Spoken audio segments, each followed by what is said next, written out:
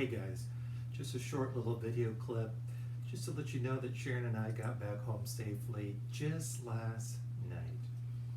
We actually ended up flying out of Oakland back here to Honolulu. Normally we would fly out of San Jose, but because of this pandemic, there's no flights out of San Jose anymore into Hawaii.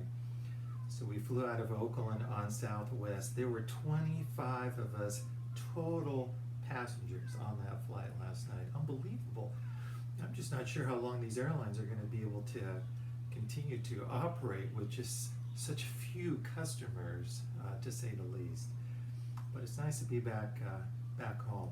Of course, now we're into this 2-week quarantine, both Sharon and myself.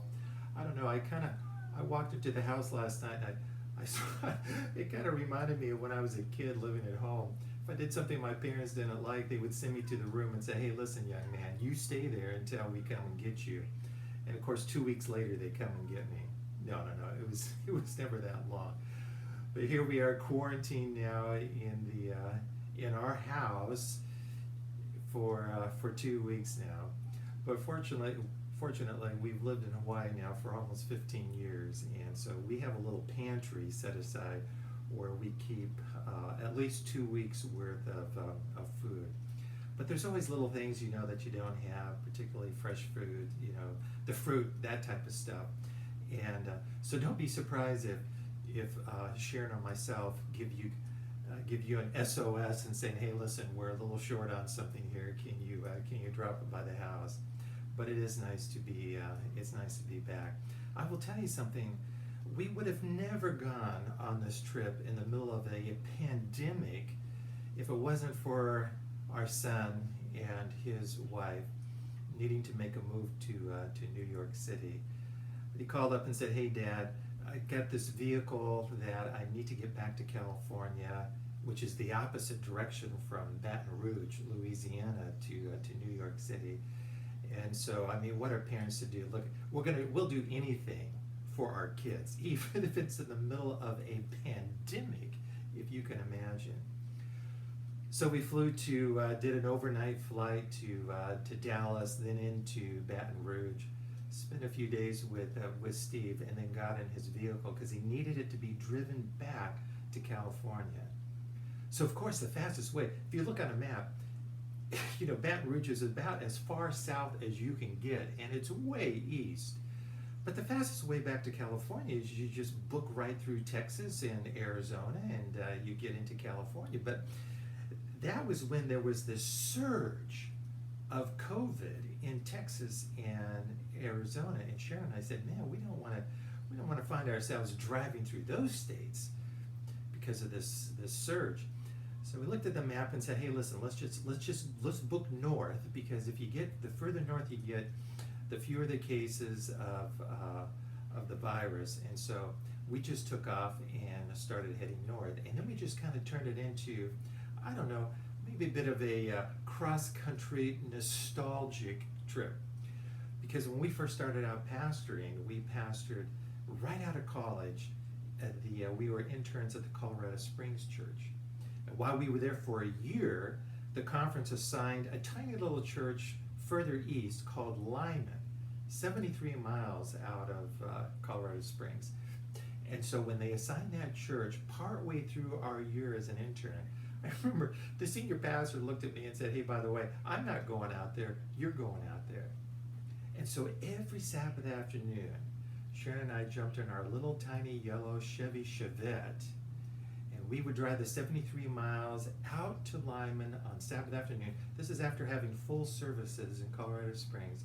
We would drive out there in the afternoon, and I would preach to 3 ladies, and the average age was at least 80. At least. So we'd go out there and spend the afternoon with the ladies, and then drive the 73 miles back home later that evening. It made for some pretty long Sabbaths.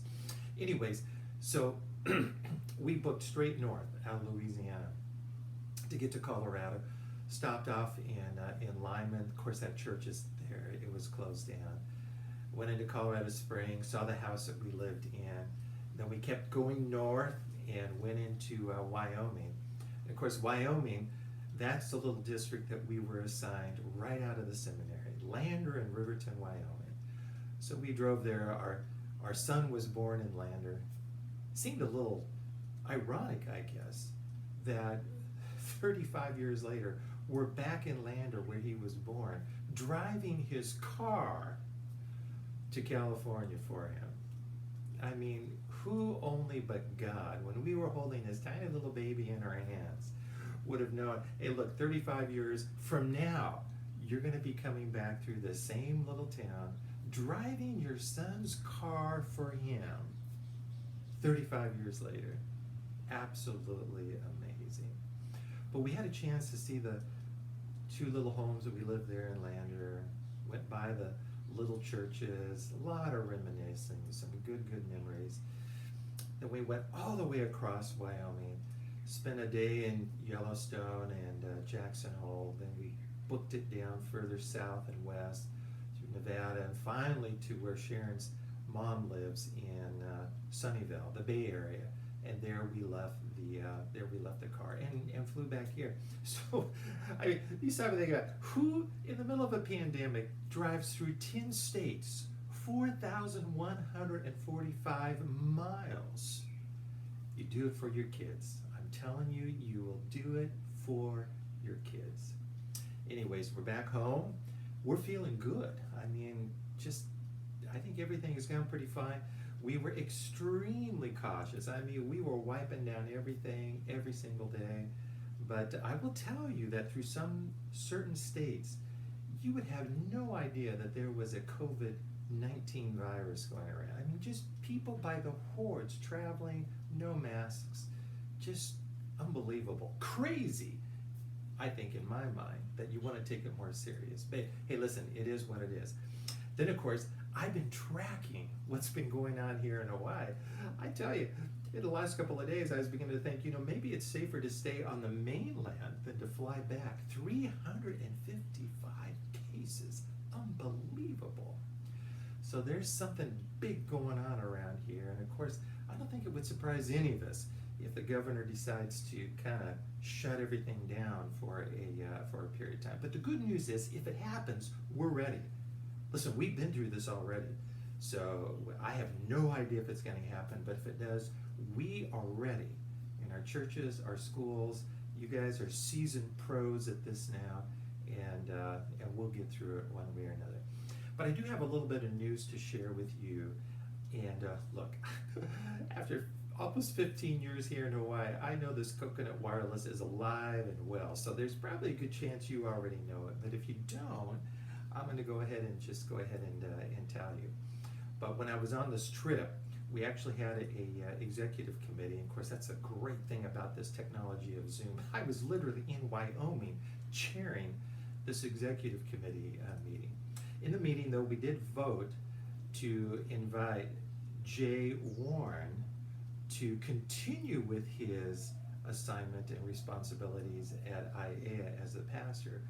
But we have also asked him to serve as the conference executive secretary. As you know, Jerry Chrisman is in the process of trending towards retirement, which is going to take place here in the next several weeks. I've tried to dock him out of it, but to no avail. And Jerry and Ellen will sometime in October be making their way to the mainland. And so we need somebody, obviously, to serve in that capacity as secretary, and we have asked Jay Warren. We are delighted that he has said yes. He will actually begin that responsibility on September 1, along with pastoring IAEA. So listen, you may have already heard that news. If you have, hey, look, it is what it is. There's also going to be an email coming out from me later today to all of our employees, letting them know the news. So look, I just wanted to send this little short video. It's nice to be back home. It's going to feel weird for both Sharon and myself to be quarantined. It's a good thing that we really, really like each other. So I guess we're just going to be here together for 2 weeks. But I'm accessible. Obviously, you can call me, email me, text me, whatever. We can Zoom if we need to, but we're here, and it's nice to be back. And of course, continually staying focused on the mission that God has given to us. And it's a joy, it's a privilege, it's an honor to serve Him in this capacity as leaders here in Hawaii. So listen, love you guys, your families, nice to be back. I'll probably be doing a few videos along the way. I've already been thinking about a spiritual leadership little study that we can share together. And listen, let's just make this a wonderful Aloha Friday, a wonderful blessed Sabbath, and we will certainly stay in touch with each other. All right, love you guys. Aloha.